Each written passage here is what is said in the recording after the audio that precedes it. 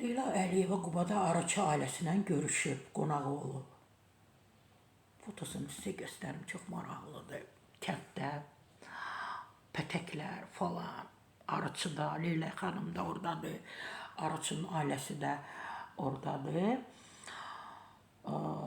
Təbii ki, mən istinad edirəm, Azərtac xəbər verir ki, görüş zamanı Leyla Əliyeva Araçı ailəsi ilə səmimi söhbət edib, təsərrüfatın gündəlik fəaliyyəti ilə yaxından maraqlanıb.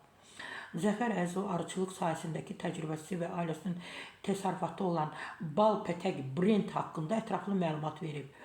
Və 1997-ci ildə peşəkar arıçılıqla məşğul olması, yəni ailəsi ilə bir yerdə bu işə başlayıblar və Leyla xanıma deyib ki, artıq hazırda onların sayı 200-ü ötüb.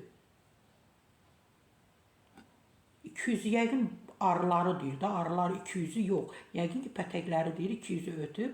Yəni, bal pətək brendi ilə fəaliyyətini genişləndirərək bazara may, meşə və dağ balları təqdim edir.